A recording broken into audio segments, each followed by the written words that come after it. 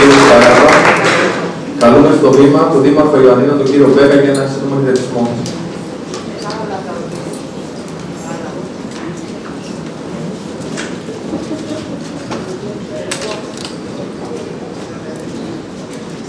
Ο κύριος πάλι αντιπεριφερειάρχης χαιρέτησε την ιδιότητά του και ο συνάδελφός σας.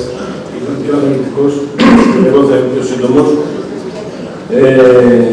Αξιότιμοι επίσημοι καλεσμένοι, αξιότιμοι σύνδεσμοι, κυρίες και κύριοι, αρχικά να σας ευχαριστήσω για την πρόσκληση, να σας καλωσορίσω στα Γιάννενα και να δηλώσω ευτυχής που επιλέξετε το Δήμο μας προκειμένου να πραγματοποιήσετε εδώ το 21ο Τακτικό Απολογιστικό Συνέδριο της Ομοσπονδίας σας, στο οποίο θα τεθούν μια σειρά ζητημάτων που απασχολούν τους εργαζόμενους στη δημόσια κοινωνική ασφάλιση, ώστε να διαμορφώσετε τις θέσεις, τις προτάσεις και τις διεκδικήσεις σας για την επόμενη χρονική περίοδο με στόχο την καλύτερη εξυπηρέτηση των ασφαλισμένων. Μόλις πρόσφατα είχα την ευκαιρία να συναντηθώ με τον πρόεδρο Μιχάλη Κολλιό και τον Γενικό Γραμματέα Ηλία Ζώγα του Συλλόγου Εργαζομένων ΕΦΚΑ Υπήρου Λευκάδας, όπου ενημερώθηκε για την λειτουργία του ΕΦΚΑ στην περιοχή μας, αλλά και το πρόβλημα της στέγασης της ΒΤ τοπικής διεύθυνσης.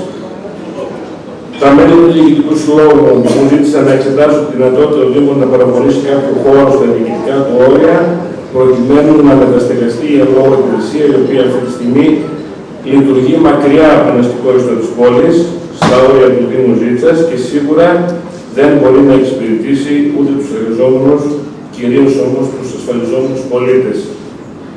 Δέσμευσή μου, όπως μετέφερα άμεσα στον Πρόεδρο και τον Γενικό Γραμματέα, είναι να διερευνήσουμε την πιθανότητα, ξέρετε, δεν είναι τεράστιες δυνατότητες του Δήμου, εξέβρεση ενός χώρου εντός των διοικητικών ορίων του Δήμου Ιωαννητών.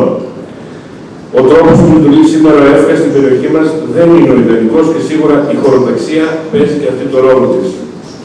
Από την πλευρά μας δηλώνουμε ότι θα κάνουμε ό,τι περνάει από το χέρι μας προκειμένου να βρούμε λύσεις από κοινού στα πλαίσια των δυνατοτήτων και των αρμοδιοτήτων μας, ώστε να συμβάλλουμε στην αναβάθμιση των συνθηκών εργασίας για εσάς τους εργαζόμενους του ΕΦΚΑ, αλλά και σε αυτή της ποιότητας των παρεχόμενων υπηρεσιών προς τους δημότες μας που εξυπηρετούνται από το φορέα σας.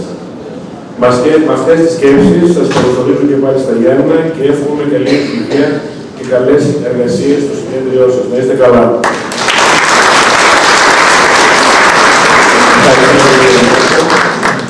Καλούμε στο βήμα